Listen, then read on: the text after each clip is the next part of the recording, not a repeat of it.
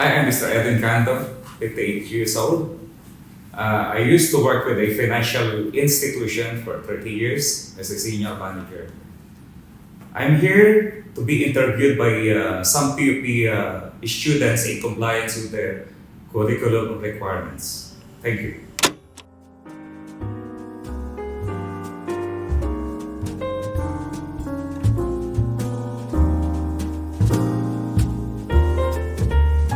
So, good morning po, sir. This is... Morning. Good morning, Juan. I'm Martin. Your I name? am Galvan Jandron.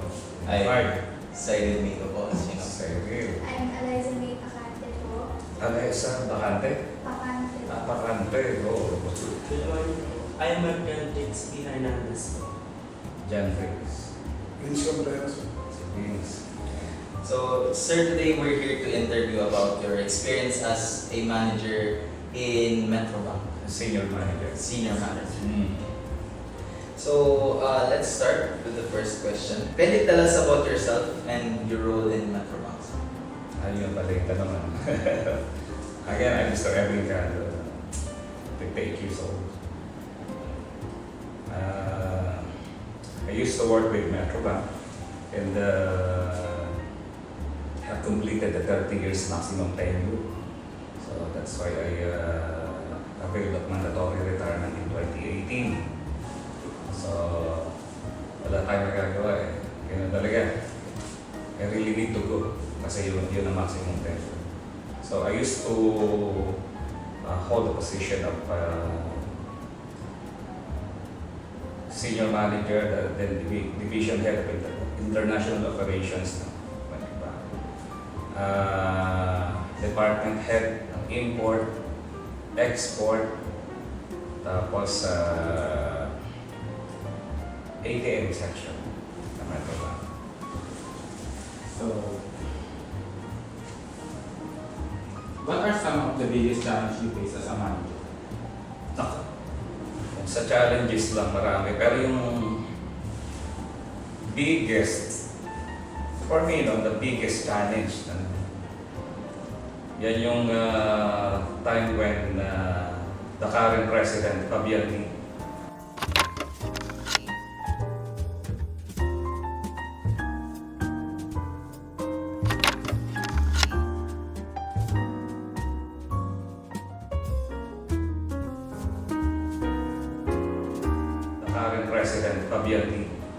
Sir Fabian, requested me to handle the senior employees. So when we say senior employees, no, mas matatanda sa akin yan. So that's a very challenging part of my role as an officer. No? Kasi pag hinandle mo ang mga matatanda o mga may edad sa iyong tao, ando na yung tipong i-underestimate ka nila. Yung tipong, sino to? Bata rito. Boss natin. Ayan. Tapos, isa-serve natin. Nagagano natin, mas bata pa sa atin. Mas naku na ba kami sa iyo? May mga ganun mentality. Hindi kasi lahat ng tao submissive. So, hindi lahat may tinatawag din na acceptance. So, hindi malaman ang pride nila na ang boss nila ay mas bata sa kanila. Ayun, isa yun. Tapos syempre mga ano dyan, yung mga tinatawag na mga stalwart clients. Hirap yan. Yung bang hard to please customers or clients. Sila yung tipong gagamitan mga ibang strategy para ma-please sila. Kasi kahit na ano gawin ng iba, hindi nila kayang ma-please talaga yung mga selected customers, clients na nagre-require na ng special handling, special approach, lahat na. Treatment, lahat na. Kumbaga sa i-shortcut na natin, mga special child yung mga ganyan yun. Oo, hindi lahat. Sabi nga ang tinuturo ko sa mga tao ko Yung different strokes for different folks. Hindi yung approach ko sa iyo, approach ko sa kanya, o sa inyo, iisa. Dapat titignan mo kung ano yung klase ng personality meron yung kausap mo. So dyan gumagana kung meron kayong psychology subject, dyan yung maya kayong tinatawag na human behavior. Yan, kung meron kayong psychology 1 or 2. Dyan yung apply, tatansyahin mo yan. May mga kliyenteng pwedeng biruin, merong hindi pwedeng biruin. May demanding, merong hindi demanding. Ganyan yan. Kaya yan yung, para sa akin yung dalawang yan na matindi. Maaari ba itanong sa akin kung paano ko hinandle? Yes, sir. That was Yung ba susunod yung tanong? Ganito yan. Nung lahat ng mga binigay sa akin na matatanda, no, o mga senior employees ni President Fabian Lee, yung current president niya, wala silang maisip na paglalagyan ng mga yun. Kasi matitigas ang ulo. Sila yung mga tipong hindi mo kayang pasunurin. Yan ang challenge yan. Paano mo pasusunurin yung matatanda sa iyo? No? So, sige, ganito. Parang ganito setup. Ang ginagawa ko, dinimeeting sila. Dumating yung point na may nagsiselfone, hindi nakikinig sa'yo. Kanya-kanya sila ng ginagawa. Parang nagsasalita ka lang, hindi sila nakikinig. So, para makinig sila sa akin, inisa-isa ko sila sa trabaho nila. Halimbawa, ikaw, Mark. Mark! Ano yung, ano mo ngayon? Assignment mo ngayon? Ayan, halimbawa, tinanong mo kailan. Tatanungin kita ngayon, sige, naintindihan mo ba yung ginagawa mo? Yes, sir. Talaga? Happy naman akong marinig yung ginagawa ko. Sige, kung talagang nauunawaan mo yung sinasabi mo. Anong batas yan? Anong batas yung mababiolate mo kapag ka ginawa mo yung ganito sa trabaho? Ano? Sir, yan. Anong batas? May nabasa ka ba dyan sa pinatype mo ng mga papers na nagsasabi na bawal yung ganito, na pag ginawa ng customer yung ganito, ito yung mababiolate ng batas? May nabasa ka bang gano'n? Hindi, tahimik. Pag tahimik, kung sabi mo kanina, naiintindihan mo yung ginagawa mo, ba't hindi mo masabi sa akin anong batas yung binabiolate mo? So, ganun din yung isa. Tigas talaga. Wala siya ba? Hindi ka na babanggitin yung name. Mukhang busy ka dyan sa ginagawa mo Ayan. Pa-share mo naman sa amin ko, ano yan? Ginagawa mo na lang. Inadama sa biro. Mukhang hindi ka interesado kasi para maging interesado ka, ikaw naiintindihan mo ba yung ginagawa mo? Yan, ginagawa mo sila. To the extent na umiyak. Kasi lahat ng tinanong ko hindi nasagot. Nagkulong sa CR for a couple of hours. Paglabas, buktong-bukto yung mata. Kasi hinihiya niya ako na nagsasalita ako, siya naman iba ginagawa. Nung tinanong ko na ni isa wala masagot. So, yung unang meeting na yun, very memorable yun. Kasi pinakita ko sa kanila yung kapangyarihan ko. Ano yung kapangyarihan ko? Ang kapangyarihan mo bilang officer dapat equipped. Take note of that. Equipped ka. Para maging officer ka ng isang bangko, total naka-video naman, una-una dapat may integrity ka. Okay? Ikalawa, dapat meron kang experience. Experience. Normally, yan ang tanong sa mga job interviews. Yan experience. Ikatlo pa lang yung education. Mas nauuna sa hierarchy ng criteria. Number one yung integrity, followed by experience. Then, education. Dapat may training. May training. Tapos lastly, dapat may competence. Dapat competent ka. So, pag sinabing competent, that encompasses all eh. Yung number one, integrity, experience, education, training. So, pwede mo nga i-shortcut sa ano yun, competence or competent. Kasi pagka sinabing competent ka, skilled ka, trained ka, experienced ka, with integrity. So, yan yung ano yun. So, hinahaba na. Pero, yun ang kailangan. Sila na mga nangangarap maging officer, lahat yun nangangarap. For several times, nag-exam sila kasi kinakabago ka maging officer. Tapos may examination. Failure.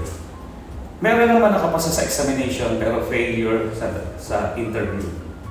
Kasi sa interview, dapat yan ma-make nyo yung hinahanap namin. Una na yung eye contact. Tapos yung mata, yung pagkilos ng mata, tinitingnan namin yan. Movement ng eyes mo.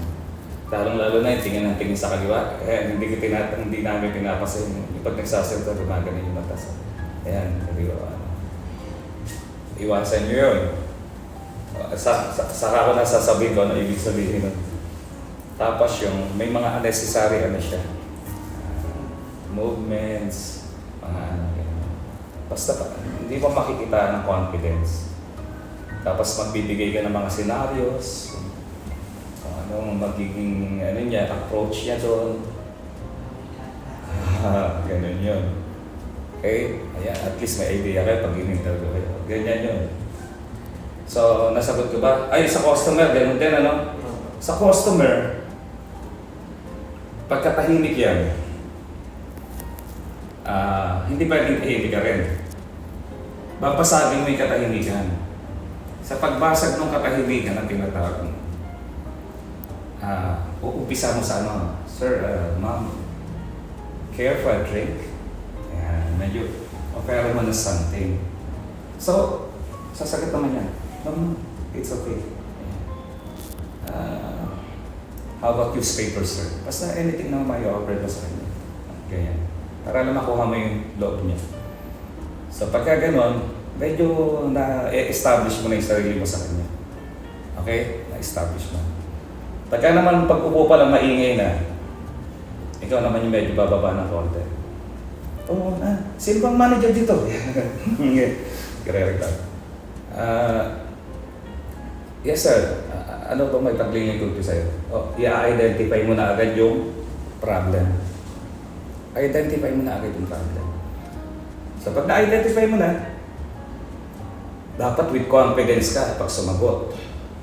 Makikita ka na alam mo na magiging tama yung sagot ko sa kanya. Ganun ba sir? Iyan ba ang problema niyo? Madali lang yan sir. Ganito sir.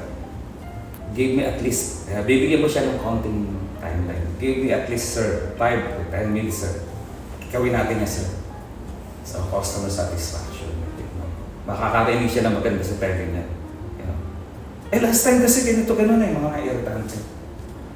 Ay, nagkataon sir siguro sir, bago yung napagtanungan niyo. Medyo poprotektahan mo yung yung kumpanya.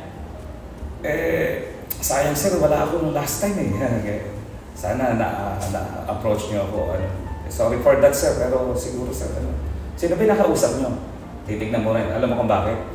Para after na makipag-usap ka sa customer, magkakaroon ka naman ng briefing doon sa nagkulang na tao mo. Pero pagtatakpan mo pa rin. Pag pinagtakpan mo, huwag mong ipaparamdam sa customer na mali siya. Why? Dapat paparamdam mo lagi sa kanya kahit mali siya, tama pa rin siya. Naku sir, sa totoo lang, gagawin mo na rin, laging nasa mababa. I'm sorry for that, sir. Please give us a chance to recuperate and our shortcomings. And, kaya magiging ka yung laging low profile lang mo. Okay? Huwag kang parang paparamdam mo na ikaw nagkamali. Mali ka naman talaga. Ganon. Ganon yun. Ganon mo i-handle yan. So, again, different strokes for different folks. Tansyahan mo na yan. Okay? Pero yung smile, Kahit na sarcastic mo, smile ka pa rin sa customers. Okay? Sige, ano susunod? You said that you were assigned to handle more of the senior employees. Yes. How high was your position then? At that time, kasi bago pa lang ako, ako pa yung nasa lowest pa lang noon. Lowest ranking position pa lang ako noon. Na that time siguro ano pa lang ako noon. Meron kasi position ng araw na tinatawag na assistant cashier. Na wala na yung ganung posisyon kasi pangit pakinggan Parang hindi pa rin officer ang dating Pero yun ang pinaka-junior officer nung panahon na yon na ang katumbas ngayon ay junior assistant manager. Kaya nga yung respeto hindi mo siya ma-earn agad. Hindi ka nila igagalang. Kasi unang-una, ako yung pinakabata na naging division head sa history ng Grace Park Center. Sa Grace Park kasi ako unang na-assign para kasi Makati rin yung parang head office din. So, ikaw, parang gano'n. Ikaw pinakabago dito. Tapos, junior assistant manager, division head ka agad. Gano'n. Tapos, re-respeto ka namin. Parang gano'n Ang laking challenge mo. So, kinakailangan na i-prove mo sa kanila na worthy ka. Diba? To become their boss. Oo, naku, ang hirap nun. Maraming nag-early retirement dahil sa gano'n. Hindi nila kaya yung mga matatanda. Tatandaan nyo na ang karanasan mo, yung experience, sandata rin yan. So dahil mga experience yung mga kaharap mo, ipakita mo na yung experience na is not good enough for them to turn you down. Dapat pakita mo na at tumagal kayo dyan sa ganyang posisyon pero wala kayong natutunan. Kaya nga, uulitin ko yung naging sandata ko nung una. Tinanong ko sila sa mga trabaho nila. Alam mo ba yan? Ay, kung alam mo nga yan, sige nga. Saan page matatagpuan nyo? Yan. Yung ganito ganon, clause na nagsasabi na bawal yung ganito at ganito magiging criminally liable yung customer kapag hindi tinurn over nila. Sa asang portion dyan? Anong batas ang sumasaklaw dyan? Yan. Dapat gano'n. Pag di nila nasagot, bawat isa sa kanila, tatanungin mo ng gano'n, yung sa hawak nilang trabaho. So dahil doon, imbis na ako mapahiya, sila ang nakakahiya. Dahil kumikilo sila na parang mga loro. Alam mo yun, yung parang nagsasalita lang sila, pero hindi nila alam yung sinasabi nila. Alam mo yun? Pero kapag ka nagsalita na, yung agila. May mga strategy na tinatawag. Wala na magagawa yung loro-loro na yan. Puro salita lang yan. Ayan, ganyan yan. Next question, sir. Can you share a project that it was big successful for you as a senior manager? Naku, ang dami yan Yung huli kong naging project, actually marami kong projects dyan.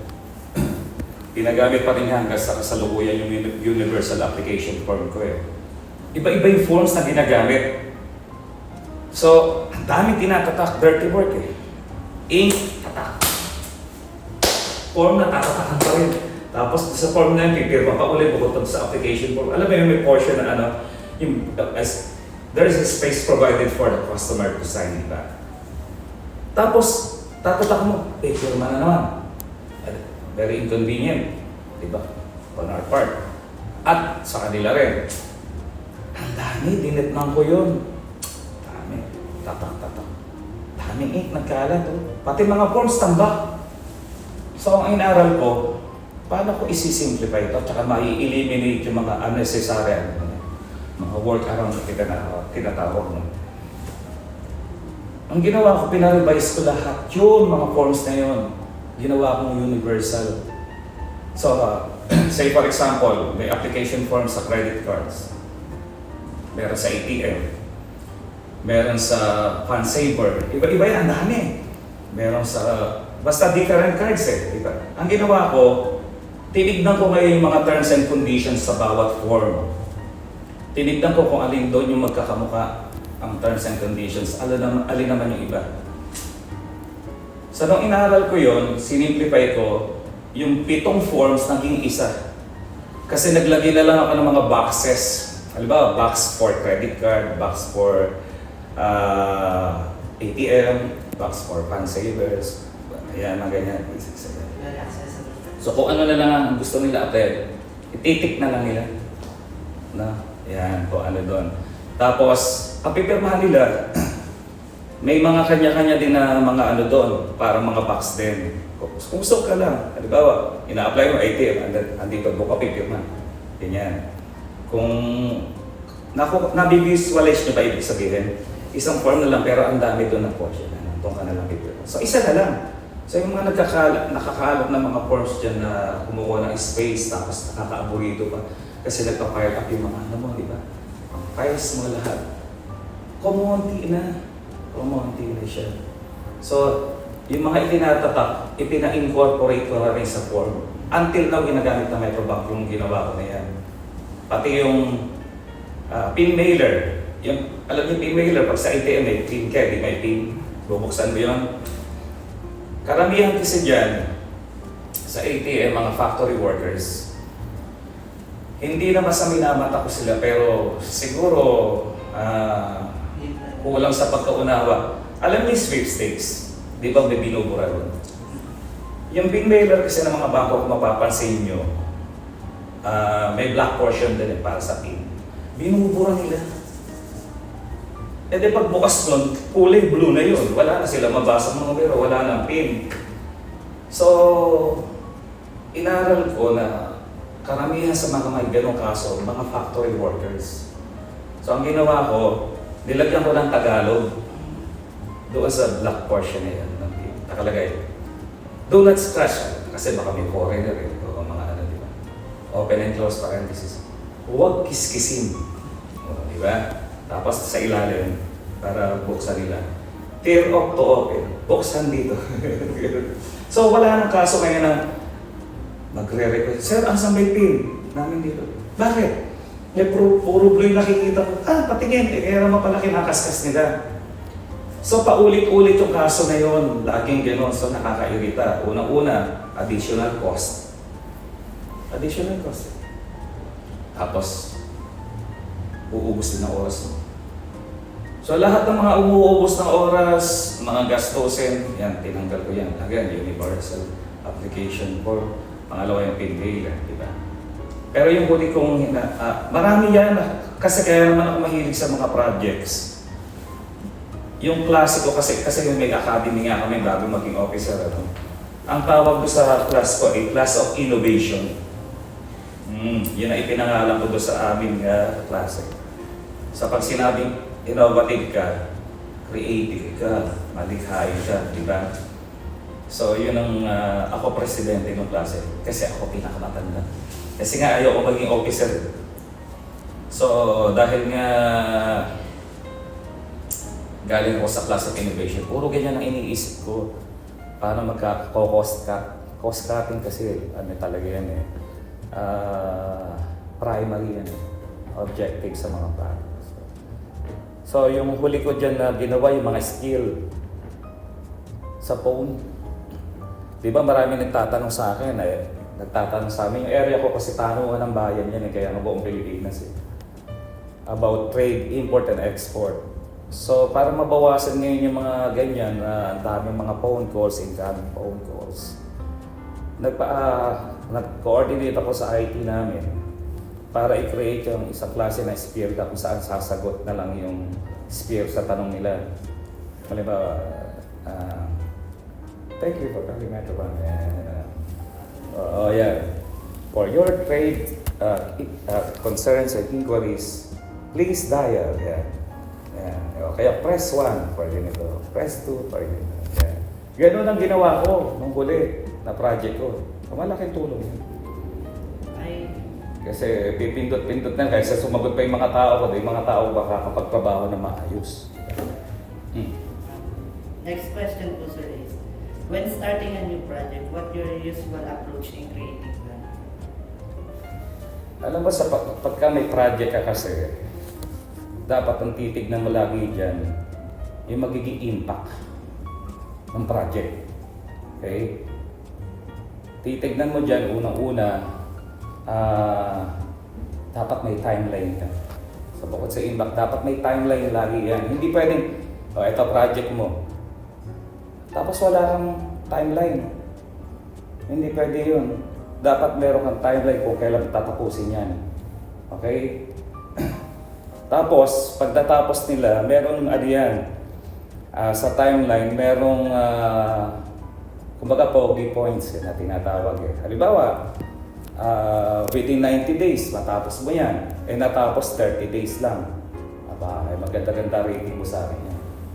Kasi habang tumatagal ang isang project kasi, habang humahaba yung panahon na ginagawa mo yan, yung cost tumataas. Hindi lang time consuming, pati cost, no? Manpower, cost, yung mga resources mo lahat. Nako-compromise, no? So, pagka maaga natapos, maganda rating mo, mataas rating mo. Yun yung magiging basis sa bonus mo. Mayroon kasi kami tinatawag dyan na performance bonus na tinatawag. Hindi ko na sasabihin. Ganyan. So, dapat may timeline ka. Tapos, dapat meron kang yung meron kang work breakdown. Structure.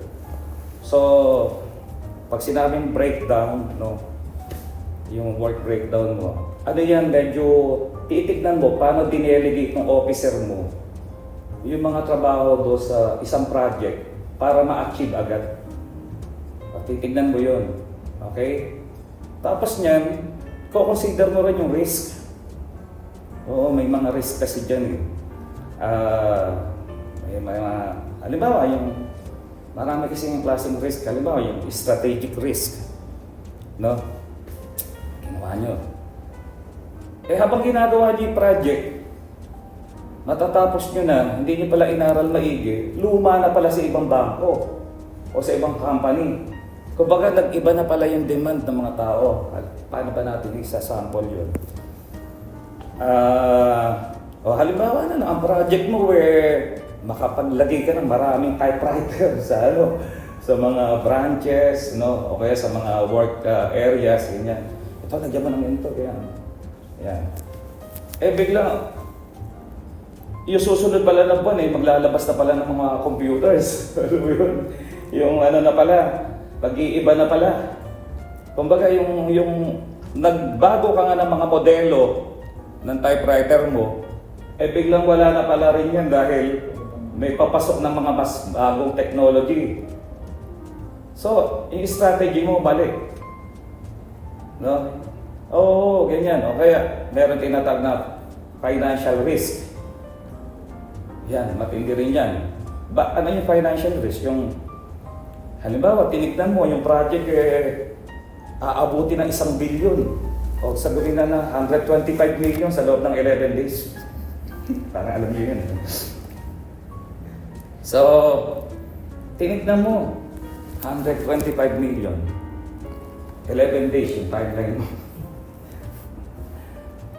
Nung kino-compute mo na, dahil nangutang ka uutang ka. Alam naman natin pag umutang, malaki interest. Diba? Umutang ka ng 125 million. Para doon sa project mo na tatapusin mo na 11 days. Nung natapos yung 11 days, abay nagastos yun, 25 million. Ang laki na ngayon ng babayaran yung interest sa bangko sa pinagkautangan nyo.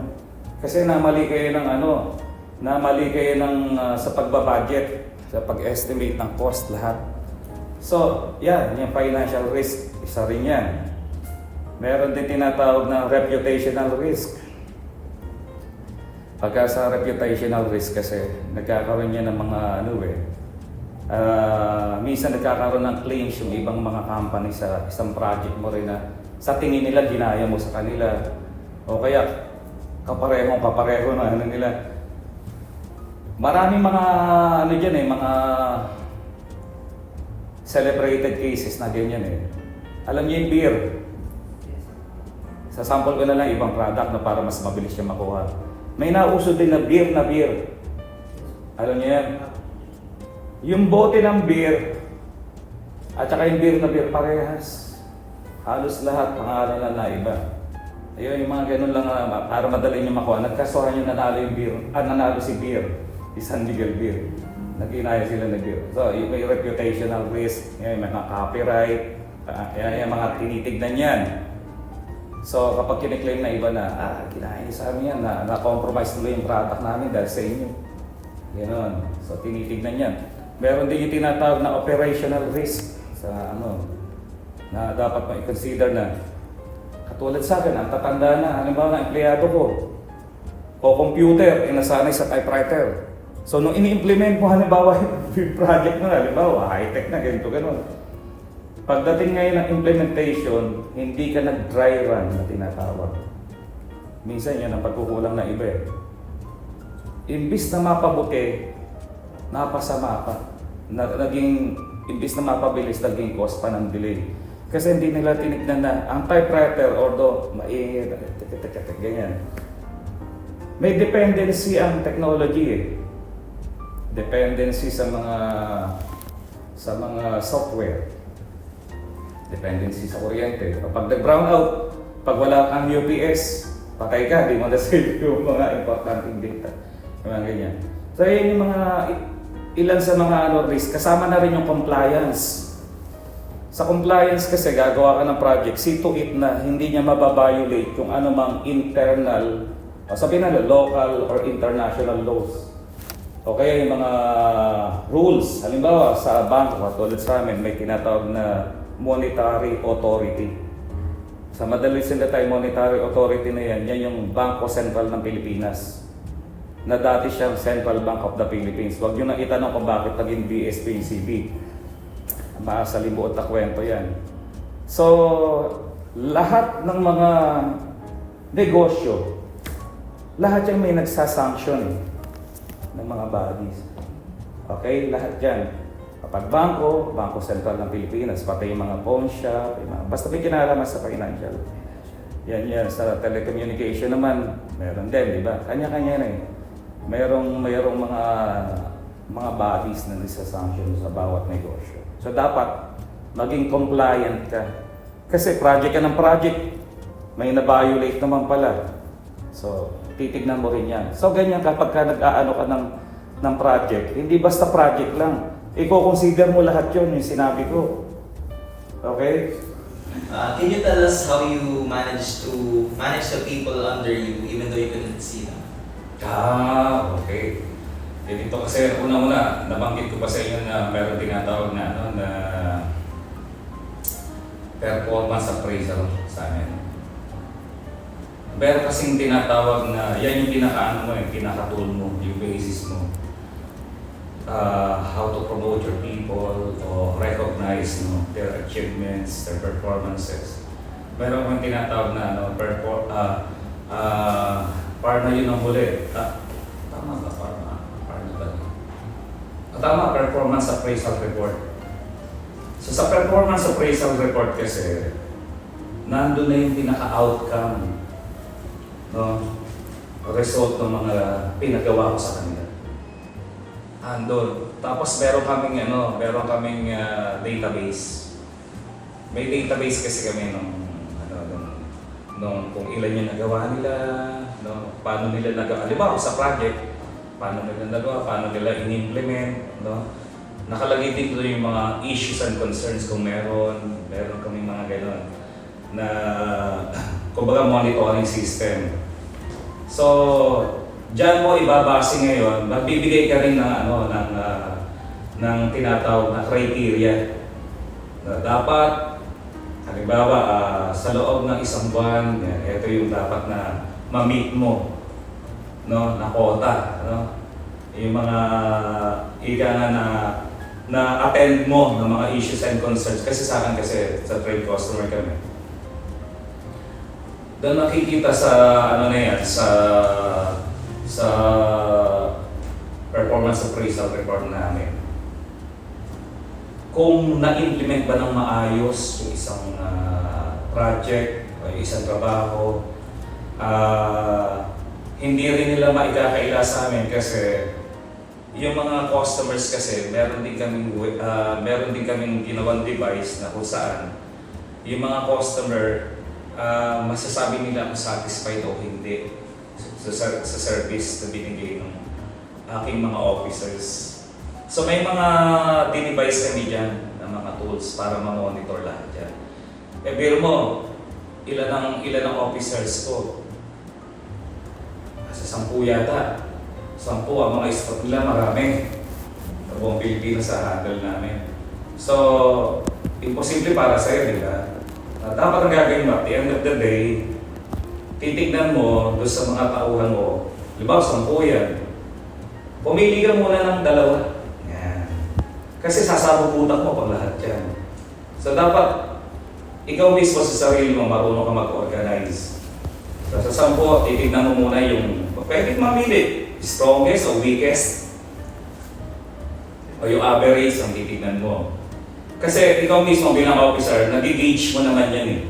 Kung sino yung pinakamagaling, hindi ka magaling, na, o yung mahina. So normally, ang binabantayan ko yung mahina. Okay? Yung pinakamahina at average yung dalawang yan. Ngayon, parang ngayon, hindi ka gano'ng mahirapan dahil nag-iisa lang yung katawan mo. Yung most trusted mo na officer din, na junior officer mo, gagamitin mo sila para maging parang alter ego mo eh. Sila yung titingin naman doon sa trabaho ng mahina. Kaya lang, in a very discreet manner. Kasi, syempre we do not intend to hurt others' feelings, di ba? Kasi bakit mo minomonitor ng trabaho ko? Kala mo kung sino ka magaling. Di ba mga kailang issue? Sip-sip ka kasi, kaya na, yung mga ganyan na, di ba? Ang sira na. So para maiwasan yun, kausapin mo yung mga magagaling mong mga officer. Halimbawa, Eliza na. How do you assess ba si Vincent? Okay ba yung ano niya? Ano sa tingin mo? Hindi, ikaw magbibigay ka sa akin ng feedback. So medyo bagsak yung ano niya, ganito. Sa'yo ko po. Kakausapin mo siya. O ganito, realize ako naman, trusted kita. Pwede ba pakibantayan mo siya? Yan, si Vince. Para na sa ganun may support naman kung sakali bang hindi niya ma-attend yun. Ikaw yung sasagot. Ganyan ko gagawin niya. I-identify mo sa mga tao mo kung sino yung pinakamagaling, hindi ka magaling. Yan ang isang effective na manager, yung tinitignan mo yung magaling sa hindi magaling. Huwag kang umasa na ang performance ng isa ay pagkaya sa isa. Kasi kung gano'n din lang, huwag ka nang gumawa ng appraisal report, di ba? Kasi pare-parehas lang naman pala. Laging meron yan. So para hindi ka malaglag, ang babantayan mo yung mahina. At para hindi ka rin mangarag, yung malakas gamitin mo para bantayan yung mahina. Ayan, may mga technique na kayo pag nagtrabaho kayo. Ha? Okay. So, sir, sa next question po. Di ba po, when you make a plan for a project, how you decide you should take on different tasks in your team? Impliedly, nasagot ko na. Sabi ko, identify mo kung sino yung mahusay, pinakamahusay yung trabahador. Junior officer mo.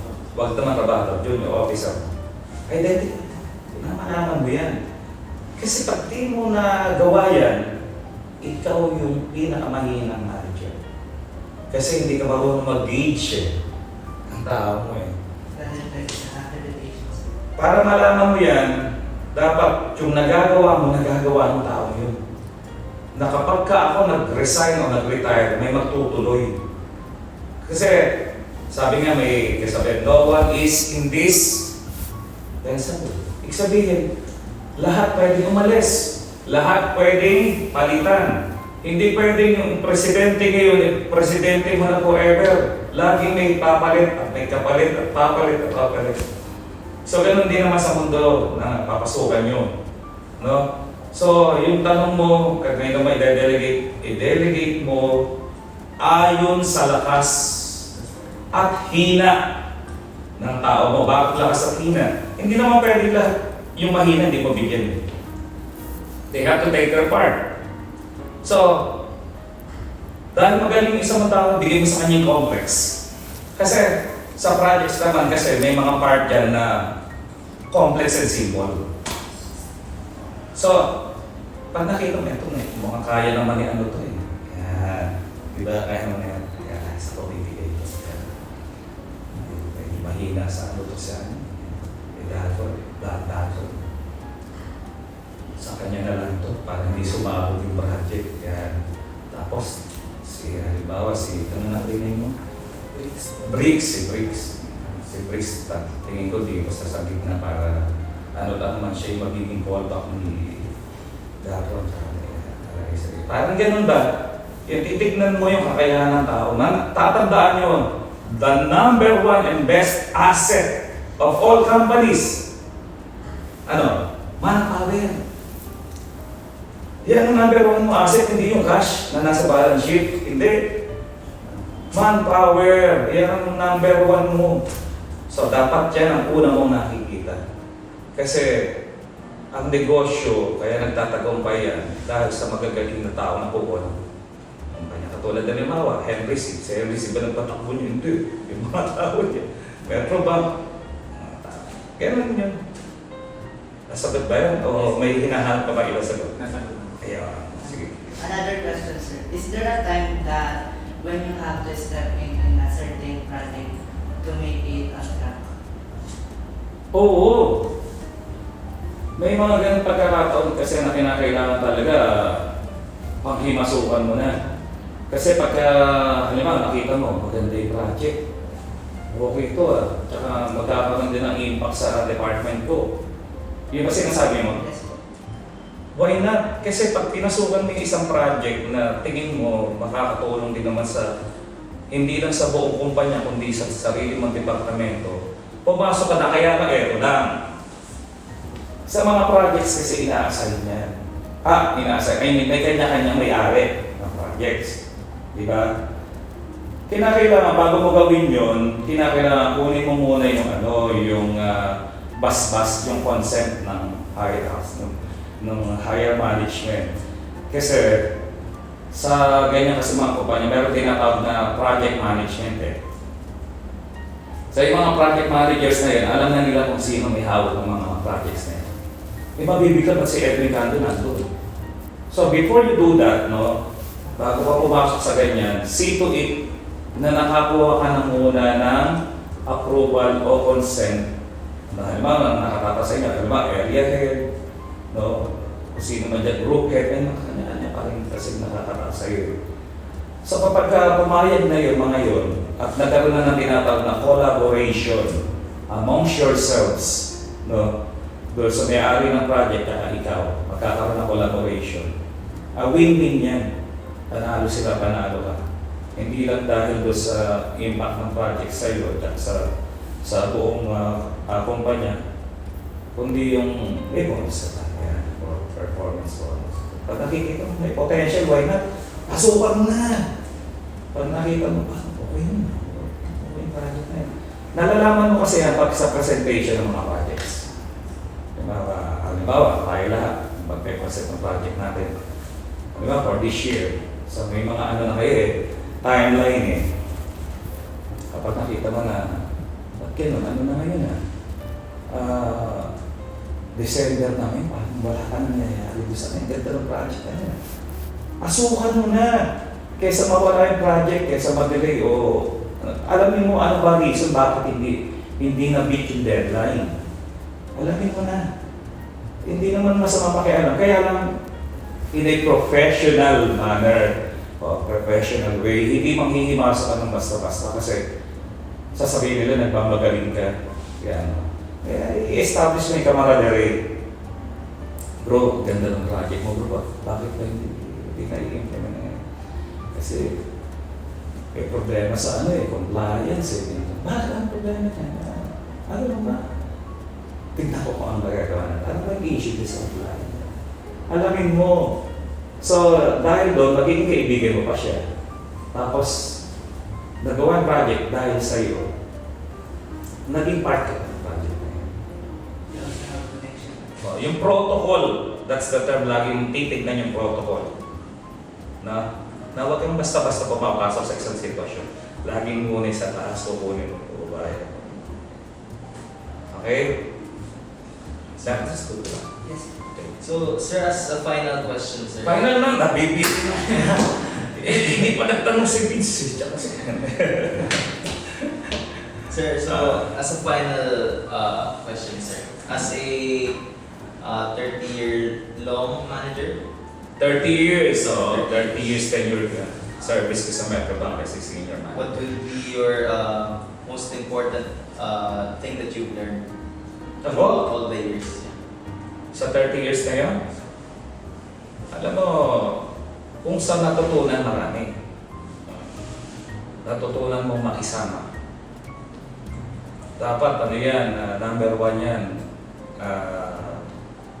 Dapat may kakayahan kang makisayaw sa tugtog ng iba. Yan yung mga layman's term. Hindi yung tugtog mo lang ang sasayawan mo.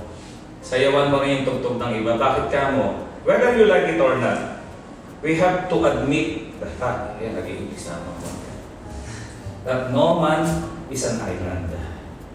Meron tayong tinatawag na dependency. Lahat ng projects mo, lahat ng gagawin mo, lahat yan may dependencies. So, pag nagtatrabaho na kayo, dapat ang unang-unang yung inaalam, kanina ba ako magdedepende kapag ganito issue? Yan. Halimbawa, sa compliance, may compliance pala tayo.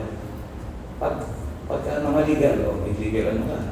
Dapat yan, may mga kaibigan ka lahat ng areas na yan. So, dapat alam mo, number 1 talaga is paano makisama. Makisama na hindi ka plastic. Bakit ka nung nasabi ko yun? Yung iba kasi halatang halata eh.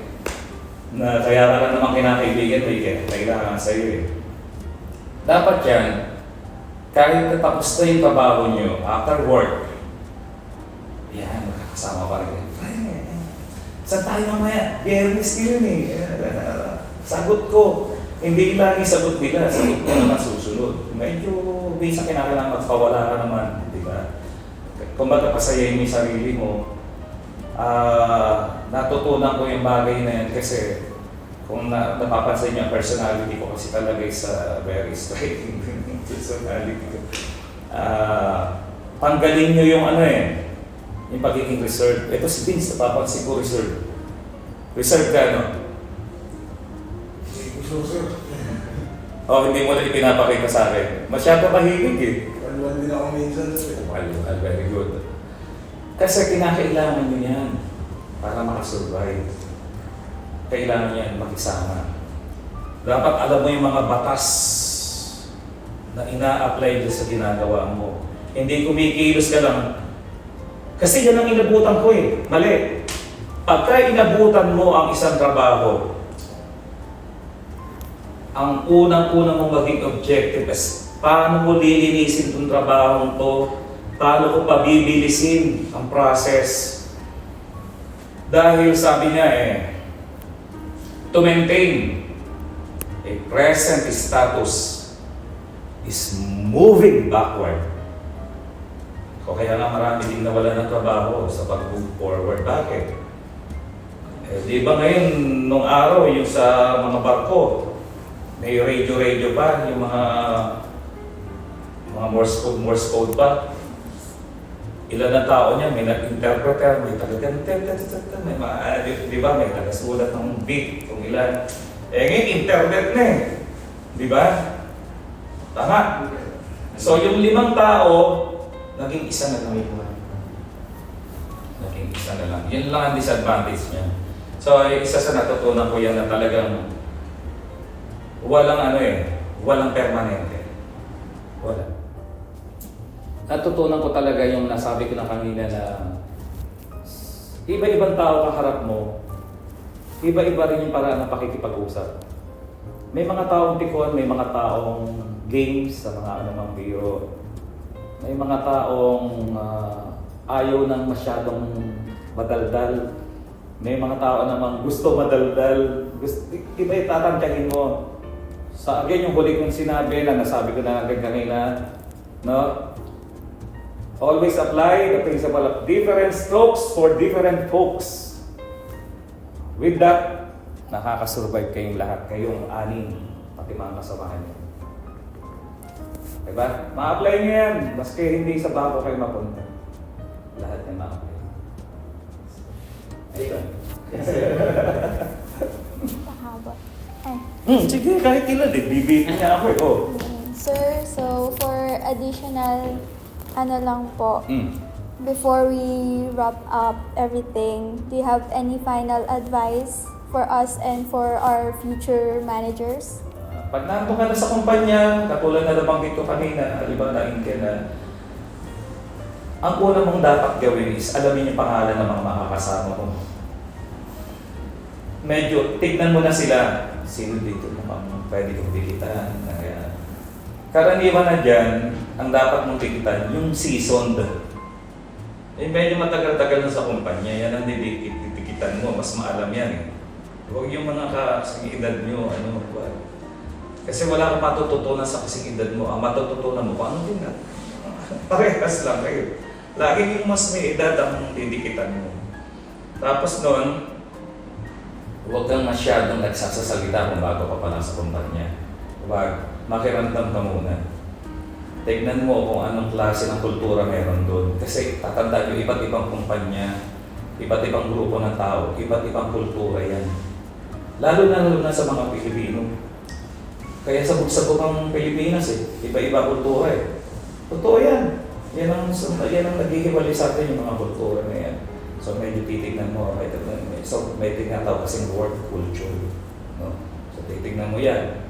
Tapos niya, pag nakita mo na, ganito pala mga tao dito. Masyadong tahimik, masyadong makaluma. May mga ganun eh. Kinakailangan i-blend mo yung sarili mo sa kanila. Kung halimbawa, yung tugtog nila pang 80s, ikaw pang ngayon. Sasabihin mo, ay, ang ganda na yung music po na sino po kumanta. Magpakita ka ng interest mo. Gano'n. May pakita mo na interesado ka rin sa kanila, sa tugtog nila, sa sasayawan mo. Laging gano'n i-apply nyo. Laging, sabi nga sayawan mo yung tugtog ng iba. Tapos nun, huwag kang magpakita na mas magaling ka sa kanila. Huwag. Huwag. Kasi pagka ginawa mo yun, kahit na mas magaling ka pa sa kanila, dapat yan, pakita mo na submissive ka sa kanila. Yun ang mga mai-share ko sa inyo. Kaya lang ako kasi, sa totoo lang sa realidad, ako hindi ako naging ganun. Hindi. Ayoko magpapaplastic sa inyo. Alam niyo kung bakit? Ako yung taong defiant, pero huwag niyo ako tularan. Kasi hindi lahat kasi katulad ko. Kasi ako kaya naman ako nagde-defy, kasi inaaral ko na agad yung batas eh. So aralin mo na agad ninyong lahat yung batas. Kasi pagka alam mo yun, katulad na yung sinapol ko sa inyong tatak. Tinatanong ko sa boss ko, boss ano to? Ano tinatatak? Ba't ba tinatatak to? Nabutan ko ng ganyan yan. Tuloy mo na lang. Ayoko ng mga ganong klase na sagot. Para sa akin, basura yung mga ganong sagot. So inaaral ko yun, ba't kaya itinatatak yan? Sinesearch ko talaga kahit wala pang Google nung araw. Ganon ako katindi yung aalamin ko kung bakit itinatak. At saka bakit doon sa page na yun, ba't hindi sa page 1, ba't hindi sa page 2, ba't sa page 3, ganon. Ayan, inaalam ko yan. So, ulitin ko, huwag kayong basta-basta pasasakop sa iba. Okay na, sir, ma'am, tawag mo sa kanila, ayan, dahil boss po sila. Pero, dapat pag nakita mo na may violation, susunod, lalo na mga pandigan. Okay? Good luck to all of you and may God bless you all. I pray for your success. Sana dasal ko pala, hindi sana. Dasal ko na maging mahuhusay kayong mga future leaders, mga future bosses, at kayo. Yung mga narinig niyo sa akin, apply niyo. Pulutin niyo lang yung gusto niyo i-apply sa sarili niyo. Okay ba? Maging practical lang lagi. Okay? Thank you, boss, sir.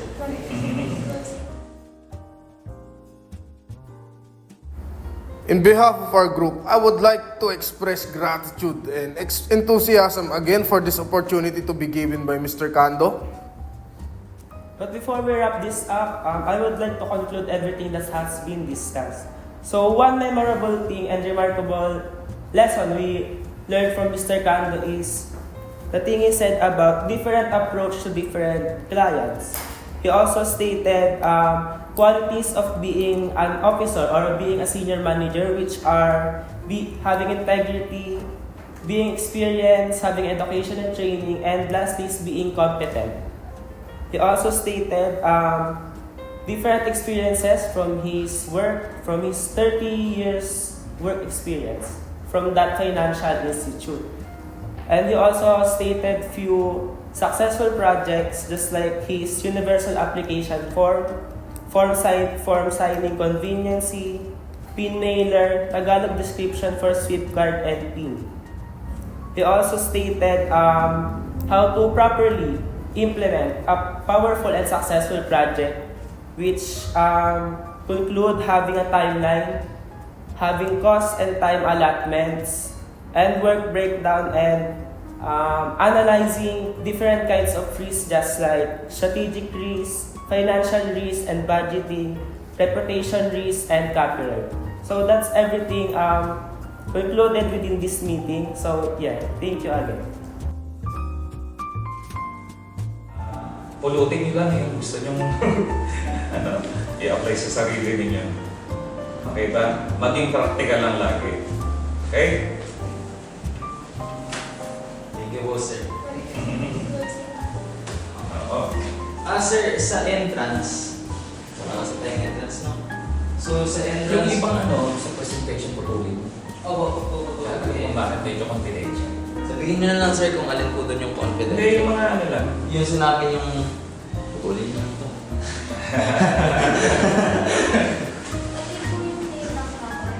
Ano? Hindi na po sasabihin yung Yung name ng company. company. Kasi yung Medyo- sinabi po sa una. Medyo putulin, no? Medyo putulin, no? Natin. Kasi medyo makokompromise. Okay? Metro. Sir, so, ano tayo ng introduction niyo po? Kasi wala pa tayong ganyan. May introduction pa ba? Hindi, lang, simple lang na ano, I'm Edwin Castro. Sige, sige. Alis na kayo dyan. Kumbaga, ano. Ano ganito? Hindi. Sige. Ganito pa nga sila. Ano? Hindi, solo niya lang po yan. As in Solo? introduction. Para palang teleserye ito, may Oo nga eh. may chat. Ito lang po. Kuya pa naman ako. Okay. Ready? 1, 2... Oh, sagat ito, sir. Ante. Ha? Yeah. Okay. Ready? Wait lang. Dito kasi. Sagat dito. Dapat yung camera ina-adjust mo. Hindi kasi dito, hindi kasi ma-adjust yung pader sa likod niya. Ay, yung pader! Ito! Yung naman sinabi. Oo. Ayan. Sige. Okay. 1, 2,